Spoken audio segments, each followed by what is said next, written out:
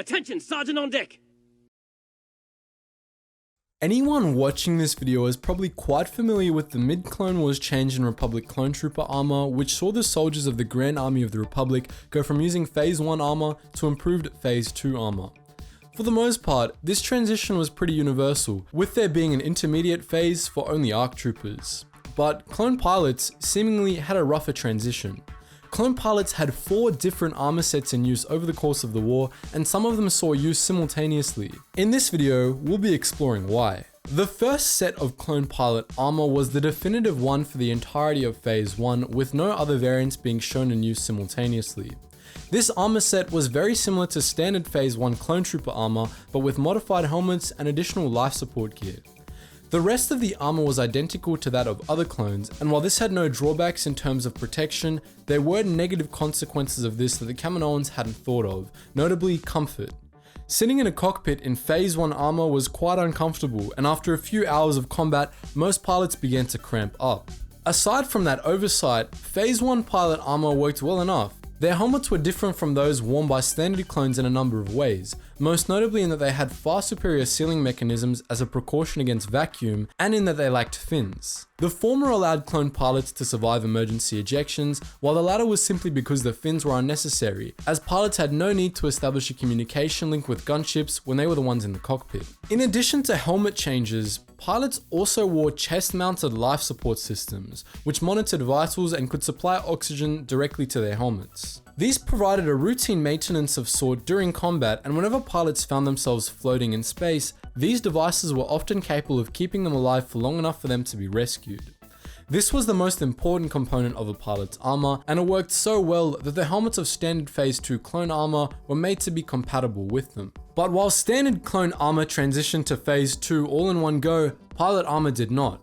At first, Phase 2 pilot armor was very similar to Phase 1 pilot armor, with the only major changes being different helmets. The improvements made in this transition were mostly quality of life changes, as with all of Phase 2 armor that wasn't the helmet. As it had been with Phase 1 armor, Phase 2 clone trooper armor was identical to pilot armor in all respects save for the helmet and life support pack, which of course did nothing to help the pilots comfort-wise. That said, there were a handful of significant changes made to the helmet. The sealing and oxygen distribution systems were improved, and if appearance was anything to go by, the rear-mounted oxygen distribution systems of Phase 1 helmets were replaced with integrated breath masks for Phase 2, which could mean that a breach in the helmet elsewhere wouldn't necessarily mean a breach of the oxygen distribution system.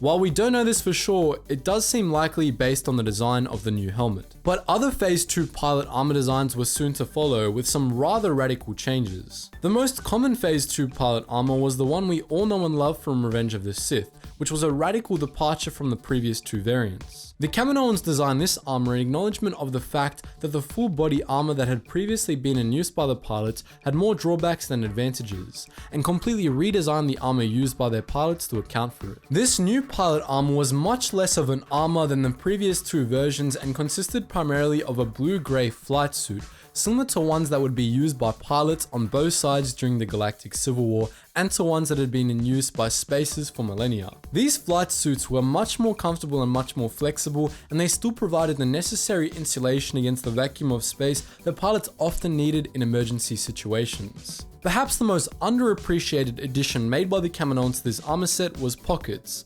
which, as we all know, are always a plus. Of course, there was still armor involved in this second Phase 2 pilot set.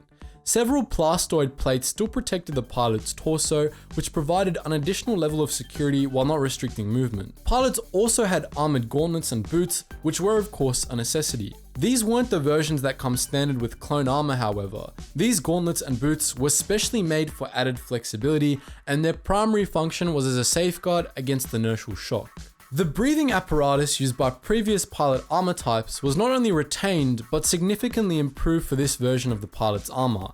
These new devices contained a 1-minute supply of emergency oxygen, which differs from the prior models, which had simply recycled oxygen and pumped it back into the pilot's helmets. This was on top of all the functions that such units had performed previously, and unlike with previous models, it was integrated completely into the pilot's chest armor. While this version of clone pilot armor did retain the use of a helmet, the helmet design was radically changed as well.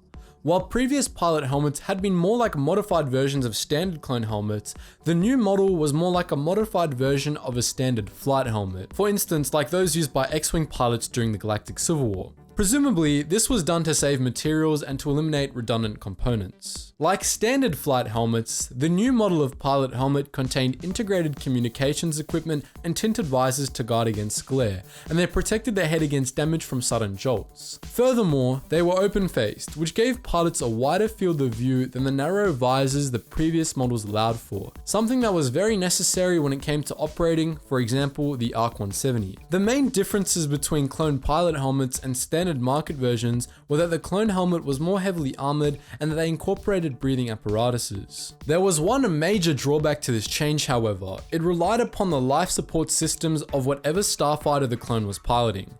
If a clone pilot wearing this armor found himself in the vacuum of space, he had only a minute to live, as after the emergency oxygen supply ran out, the open-faced nature of the new helmet meant that the pilot was directly exposed to the vacuum. For this reason, a little-seen fourth variant of clone pilot armor was created, with one minor change. The fourth variant of pilot armor was almost identical to the third, with the only difference being in their helmets. Fourth variant helmets were fully enclosed and acted as a sort of hybrid between the other two Phase 2 helmet styles. Obviously, this solved the problem presented by the third armor variant, but for some reason or other, this version only saw concurrent use with the third and didn't replace it. These last three versions of pilot armor were all classed as Phase 2 and they all saw overlapping use during the second half of the Clone Wars. The first Phase 2 version shows up first, but it continues to see use even after the issuing of the second version and is only phased out entirely when the fourth version enters the picture. There is, however, a reason for this overlap, and a very simple one at that: life support. Not all starfighters had onboard life support systems, and while the Republic tended to favor those that did, there were notable exceptions to the rule. Larger craft, like the LAAT gunship and the ARC 170 starfighter, featured life support systems that were perfectly sufficient in all cases short of a full ejection of the pilot. Many of the Republic's smaller starfighters, however, lacked this feature, with the Z-95 Headhunter starfighter and the Alpha 3 Nimbus class V-Wing being the most notable exceptions. There was an overlap between the different types of Phase 2 pilot armor because the second Phase 2 variant, which had an open helmet, could only be used for starfighters with onboard life support. That's why pilots wearing this type of armor were more often seen flying gunships and ARC 170s. Those ships had life support, and so pilots opted for the armor variant with a superior field of vision. Pilots of craft without life support couldn't use this armor, however, leading to the endurance of the original Phase 2 pilot armor design and eventually the introduction of the third. That said, there's an easier out-of-universe explanation for all of these discrepancies. Animation. To put it bluntly, the animators of Star Wars: The Clone Wars either didn't have the budget to animate faces for clone pilots or just didn't want to be bothered with it, and so they designed a new pilot armor that kept the full face helmet, which was easier to animate and probably cheaper too. While the Clone Wars did eventually phase in the Episode 3 version of clone pilot armor, they used it concurrently with the closed face design, as shown by Season 6. So guys, that's the reason why clone pilot armor varied so significantly and why it looked so much weirder in the movies than it did in the Clone Wars TV show. So I hope that clears things up a little bit. Leave some questions in the comment section below if you want it clarified. And as always, just before you go, please do click on that show more button and check out all of our links in the description below. If you're into history, we have a high quality history channel that you can check out. And if you're into gaming or you just want to chat with Star Wars fans, then check out our Discord servers and our Gmod and Roblox servers. Anyways guys, as always, thank you so much for watching and I hope to see you in the next video.